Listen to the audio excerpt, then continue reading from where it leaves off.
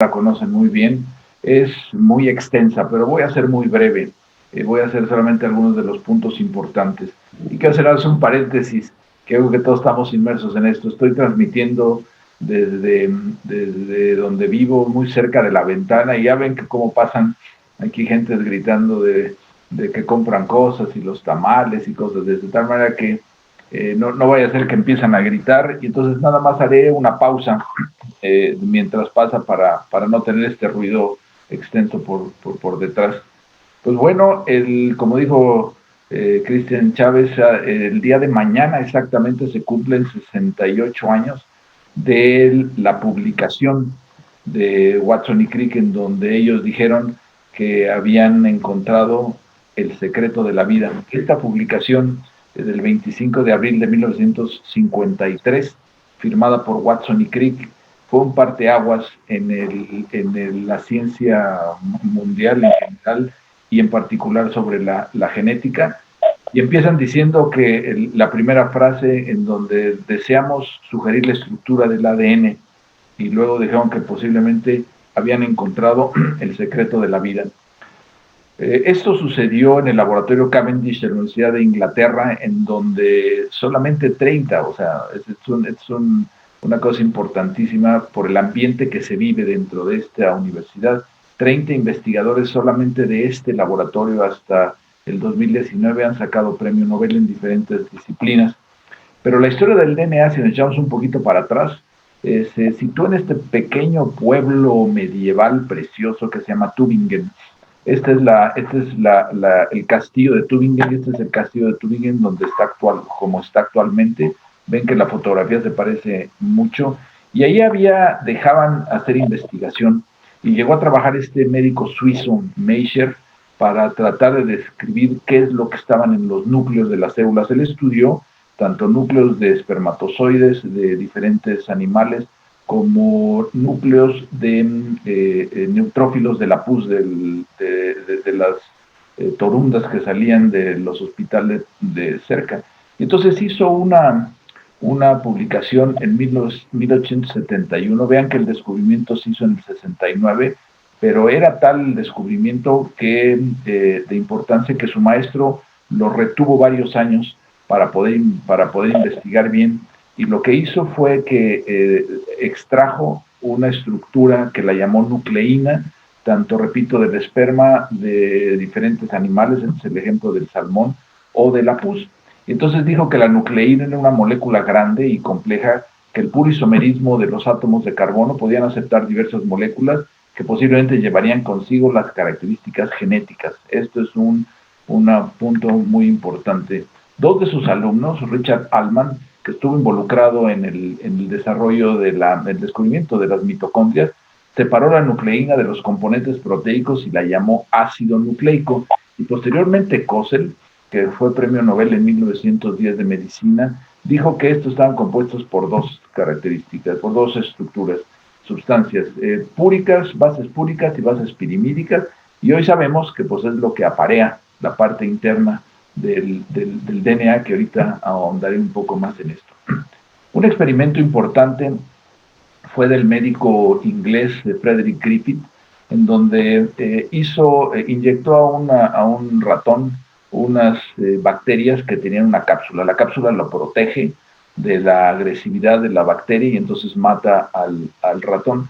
Pero algunas bacterias similares sin cápsula pues hacían que el ratón reaccionara inmunológicamente y no lo mataba. Entonces lo que hizo él es quitar la cápsula por medio de calor, y entonces se inactivó la cápsula y entonces hubo una reacción porque las bacterias ya no tenían cápsula y el ratón podía reaccionar. Pero a la hora de volver a fusionar estas nuevas bacterias que no tenían cápsula con otras que sí tenían cápsula, adquirieron cápsula y entonces mataron al ratón. Él lo que dijo es que las características de la cápsula era algún principio transformante. Hasta ahí se quedó. Este principio transformante fue descrito por estos tres investigadores de la Universidad de Rockefeller, que es Oswald Avery, Colin MacLeod y McLean McCarthy, y lo llamaron ácido nucleico en 1944. Los tres estuvieron propuestos para premio Nobel, pero el galardón no les llegó. Regresando a la Universidad de Cambridge, en donde se realizó el descubrimiento, cuando llegó Watson, que es el procedente de Estados Unidos, el director del área era William Lawrence Bragg. William Lawrence Bragg había obtenido premio Nobel junto con su padre en 1915 por los estudios de cristalografía de rayos X. Bragg, que es era el padre, él se convirtió hasta ahora en el más joven, por lo menos en física, tenía 25 años de edad cuando obtuvo el premio Nobel, y por los estudios de cristalografía, estos es el estudio de difracción de rayos X, que también recibe el hipónimo de rayos X de Laue. Laue era un físico alemán que su descubrimiento, Einstein lo llamó el descubrimiento más bello de la física. Lo que hace es que inciden rayos X sobre material cristalino y lo que refleja, pues interpreta la estructura. Y por esta interpretación, pues resulta que se hicieron el descubrimiento de la hemoglobina y la de la mioglobina en este laboratorio de Cavendish de la unidad de biofísica.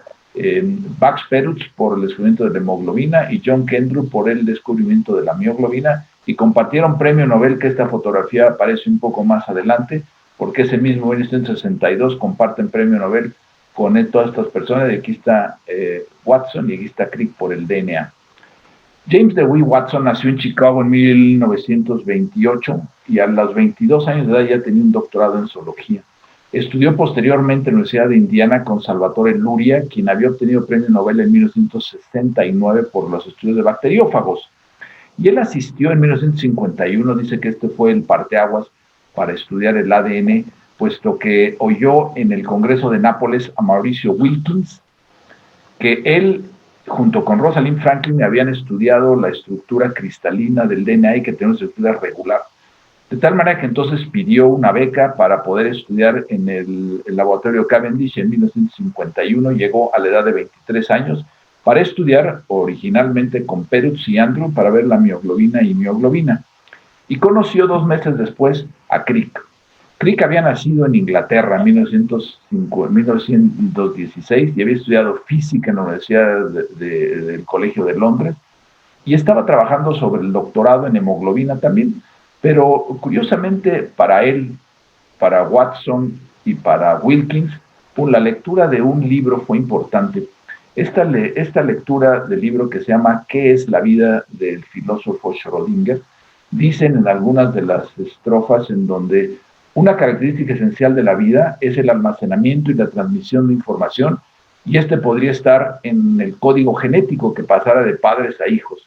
Este código debería de ser compacto y complejo y estar descrito a nivel molecular. Parece ser que esto fue lo que les llamó la atención para estudiar el ADN.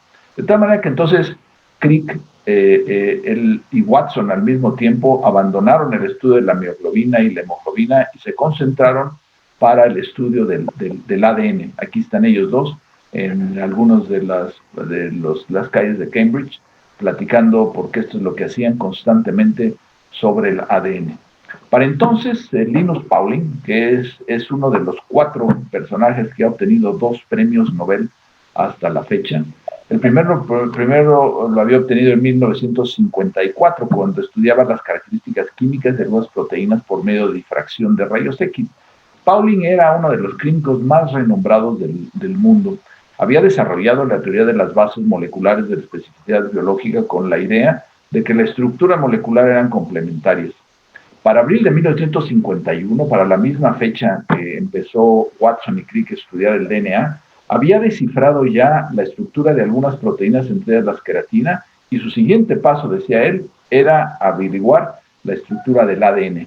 De tal manera que entonces, como ellos ya se iban a interesar al ADN y estaban seguros de que Pauling resolvería la cuestión en poco tiempo, decidieron, como dicen en sus biografías, ganarle la carrera a Pauling.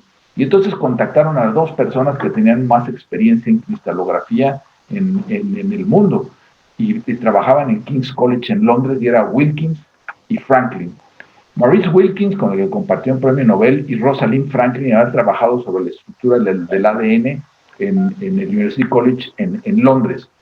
Wilkins nació en Nueva Zelanda, pero migró muy pequeño a Inglaterra, estudió en la Universidad de Cambridge y había participado en el proyecto Manhattan, aquel proyecto para la formación de la bomba atómica. Junto con Rosalind Franklin, Estudiaron las características de los ácidos nucleicos y por medio de difracción de rayos X habían sugerido originalmente la estructura del ADN.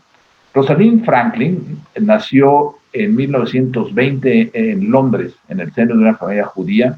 Se había doctorado en física en 1945 y a la edad de 31 años de edad se consideraba la persona con mayor experiencia en cristalografía. Y ella fue la primera que había dicho que el ADN tenía una forma helicoidal por la famosa, que ahorita veremos, la fotografía llamada número 51. Esta es una fotografía que posteriormente ahorita veremos, que la vio Watson y Crick, y de ahí descifraron la estructura. De tal manera que entonces lo que ella dijo es que a la hora de incidir sobre el ADN, estas características hacía que la interpretación era una estructura helicoidal. Aquí está una reunión de cristalografía hacia 1956, en donde encontramos a Crick, a Franklin, a Rosalind Franklin, a John Kendrick, que fue el que describió la mioglobina, y aquí está Odile Crick. Odile Crick es la esposa de Crick, que hizo el dibujo original del ADN, como veremos más adelante. A la edad de 35 años de edad, desafortunadamente, le fue diagnosticado un cáncer de ovario a Rosalind Franklin y murió a la corta edad de 38 años de edad. Pero de no haberse dado su muerte, seguramente hubiera compartido el premio Nobel con todos ellos, o alguno de ellos tres hubiera sido desplazado por Franklin, porque, repito, la idea original había sido de ella. Conocieron Watson y Crick a este personaje que es un bioquímico austriaco-americano, trabaja en la Universidad de Columbia, Erwin Chargaff.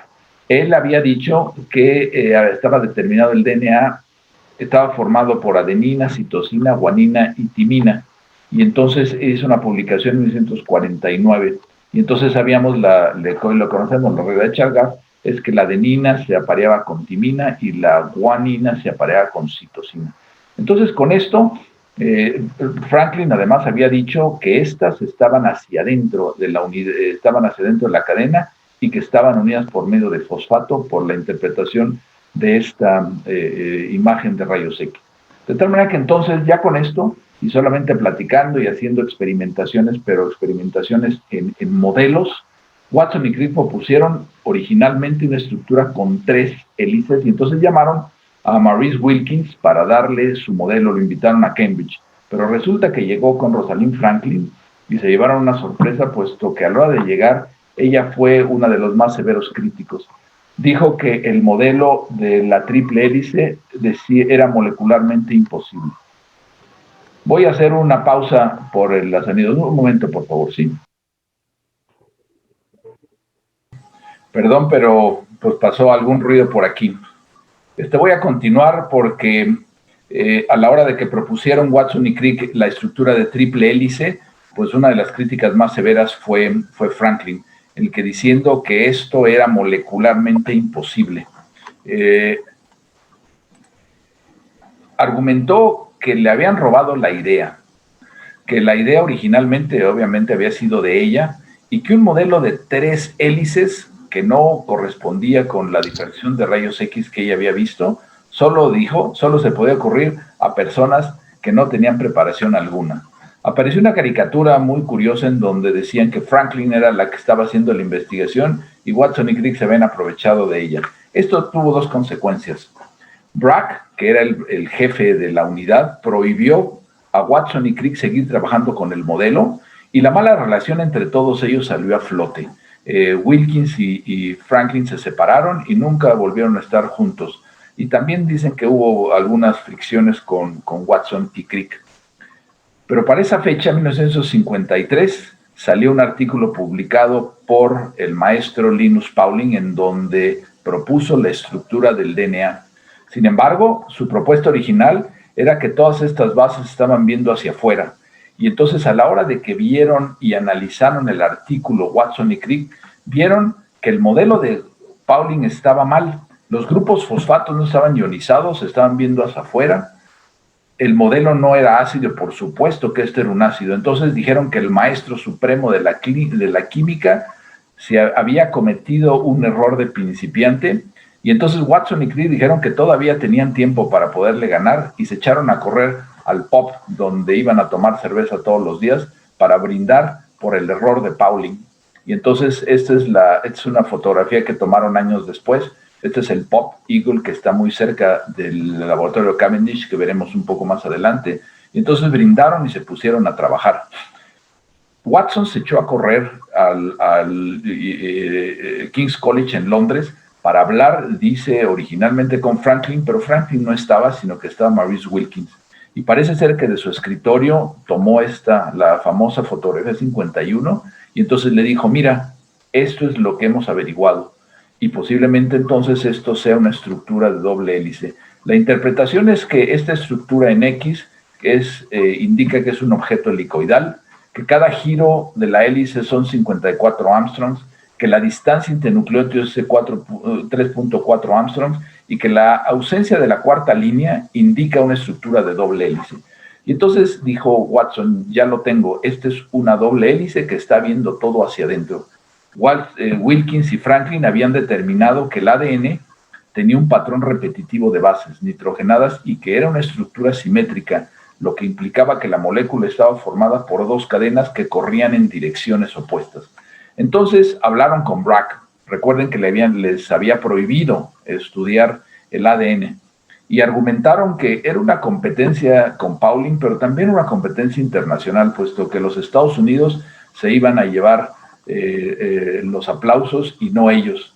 Y entonces es posible que Bragg recordó que además Pauling ya le había ganado la primicia al descifrar estructuras de proteínas y no quería algo similar, de tal manera que reflexionó y autorizó a trabajar a Watson y Crick sobre el DNA. Y entonces lo que hicieron este es uno de los descubrimientos en donde la investigación fue a base de revisión bibliográfica y poder jugar con las estructuras, de tal manera que entonces Bragg también se metió al descubrimiento y le dijo que estos dos, que eran alumnos suyos, habían determinado que las bases nitrogenadas formaban una estructura densa perpendicular al eje longitudinal de la molécula de ADN con las bases púricas y pirimídicas dispuestas a esta longitud.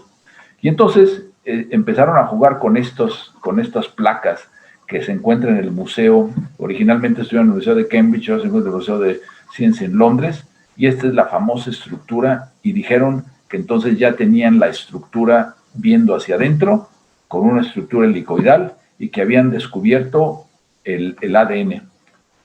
Era 1953 y corrieron diciendo, desciframos la estructura del ADN, y corrieron otra vez al pub para brindar, y entraron, dicen, recuerdan las personas de ahí, entraron gritando, encontramos el secreto de la vida. Afuera de este pub hay una placa en donde dicen que efectivamente aquí era donde a la hora del lunch iban a tomar su lunch y su cerveza Watson y Crick, y que lo único que platicaban era el ADN. Este pub existe el día de hoy. A la entrada dice, ¿por qué no echarse una cerveza? En donde Watson y Crick describieron el ADN. Es un pub tradicional inglés en donde en una de las áreas está reservada en donde se sentaban Watson y Crick, y hay una conmemoración del descubrimiento, y se puede uno ir a degustar ahí el lunch y tomar unas cervezas. Publicaron sus resultados los tres, Watson, Crick, Wilkins y Franklin, en la misma revista Nature, un artículo seguido del otro. Si ven ustedes, sigue una página a la siguiente, y es la estructura en diferentes títulos, pero es la estructura molecular del ADN. Y por esto les fue otorgado el premio Nobel en 1962. Este es el telegrama que recibió Francis Crick, James Watson y Maurice Wilkins. Y repito que no recibió Franklin porque había muerto unos años antes. Y entonces el 10 de diciembre de 1962, ese día se conmemora el aniversario luctuoso de Alfredo Nobel, y se otorga el premio Nobel. Está Wilkins, Crick y Watson por el ADN, Max Perutz por la hemoglobina, John Kendrew por la mioglobina. Aquí está Steinbeck, que es de literatura, y el faltante era Linus Pauling, que era el segundo, pero es por el premio Nobel de la Paz. y esto es se convierte, son las edades a la hora de que recibieron, 34 años de edad, se convierte en uno de los más jóvenes que ha recibido premio Nobel. Estas son las fotografías porque después de recibir el premio Nobel hay una celebración, hay una cena. Aquí está Crick bailando con su hija y se acaba esa noche la ceremonia Nobel.